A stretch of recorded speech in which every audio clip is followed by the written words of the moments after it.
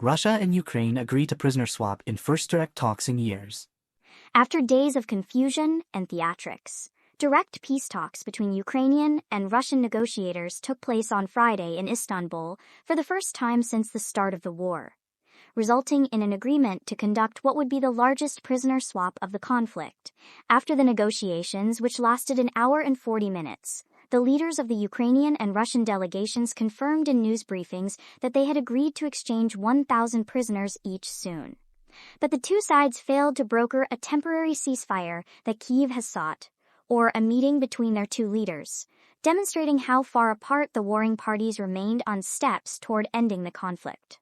During the talks, the Russian team told the Ukrainians that, to achieve the ceasefire they are seeking, Kyiv should withdraw entirely from the 4 regions in East Ukraine that Moscow annexed in late 2022, according to a Turkish official familiar with the discussions. Ukraine still controls vast swaths of that land, including 2 regional capitals. Such demands, which Russian officials also made during meetings with American negotiators this year, have fed fears that Moscow is being unrealistic in talks and called into question whether President Vladimir V Putin of Russia, who has said he is winning on the battlefield, is in fact prepared to end the war. Mr. Putin wants to keep the attention of President Trump, who is promising a new era of warm ties between Moscow and Washington, and to convince the White House that he isn't stonewalling the peace in Ukraine that Mr. Trump promised as a presidential candidate. But the Russian leader is also still seeking Ukraine's capitulation, both on the battlefield and in negotiations, after more than 3 years of full-scale war that has come to define his rule. On Friday, the delegations agreed to write up and share with each other the conditions that would make a ceasefire possible. Turkey's foreign minister, Hakan Fidan, whose government convened the talks, wrote on X. The Ukrainians and Russians also agreed to meet again, in principle, Mr. Fidan added. We agreed that each side would present its vision of a possible future ceasefire and would spell it out in detail, Volodymyr Medinsky, the Kremlin aide leading the Russian delegation, said in a news briefing after the talks. After such a vision is presented, we believe it would be appropriate to also agree to continue our talks on this. But in comments on Russian state television, Mr. Medinsky also said that those who say a ceasefire must come before peace talks had no knowledge of history.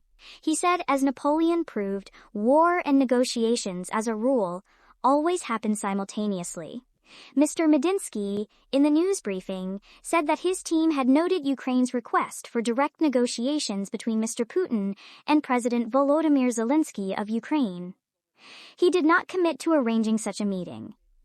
Mr. Putin has repeatedly attacked Mr. Zelensky's legitimacy and would be unlikely to agree to one-on-one talks with him. The two have met only once in 2019, before Mr. Putin's full-scale invasion. Ukraine's defense minister, Rustem Umerov, who led Kyiv's delegation, confirmed that the teams had discussed the prisoner exchange, a ceasefire, and the possibility of organizing a meeting of the two leaders. At this stage, we'd like to reiterate that Ukraine wants peace, Mr. Umerov said after the talks. We're able and capable of continuing to fight, but at the end of the day, we need to finalize this war. Mr. Zelensky, during a trip to a summit in Albania on Friday, said Mr. Putin was afraid to meet him in person and had turned the Istanbul talks into a staged, empty process. The Ukrainian leader demanded new sanctions against Russia's energy sector and banks until Moscow engaged in what he called serious diplomacy. Pressure must continue to rise until real progress is made, Mr. Zelensky said. President Emmanuel Macron of France echoed the sentiment, calling on Friday for, quote, increased pressure from the Europeans and Americans on Russia to obtain a ceasefire. Mr. Zelensky and Mr. Macron, alongside the leaders of Britain, Germany, and Poland, spoke by phone with Mr. Trump about the matter on Friday, according to Serhiy Nikiforov, the Ukrainian president's press secretary, who did not release additional details. From the start, the Istanbul negotiations were not expected to yield any huge breakthroughs, but the meeting was a tactical win for Mr. Putin, who managed to start the talks without first agreeing to a battlefield ceasefire that Ukraine and almost all of its Western backers had sought as a precondition for negotiations. Despite encouraging the talks earlier in the week, Mr. Trump undercut them in comments on Thursday, saying that nothing meaningful would happen until he met with Mr. Putin. On Friday, Mr. Trump said he might call the Russian leader and would meet him as soon as we can set it up. Secretary of State Marco Rubio reiterated that sentiment, calling it abundantly clear that a breakthrough wouldn't occur until a meeting between the U.S. and Russian leaders took place. I don't think anything productive is actually going to happen from this point forward until they engage in a very frank and direct conversation, which I know President Trump is willing to do, Mr. Rubio said on Thursday.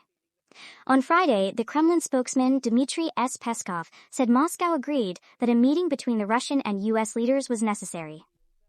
But he noted that such a summit would require careful preparation to yield results. Despite those sentiments, Mr. Rubio traveled to the Istanbul palace where the talks took place early Friday. U.S. officials met with the Ukrainians and Russians separately, but left it to Turkey to convene direct talks later in the afternoon.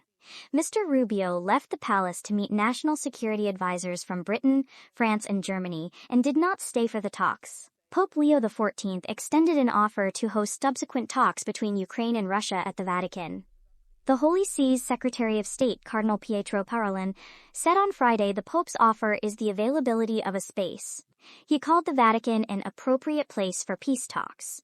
Reporting was contributed by Kim Barker from London, Alina Lobzina from Berlin, Emma Bubola from Rome, Aurélien Breeden from Paris, and Natalia Vasilyeva from Istanbul.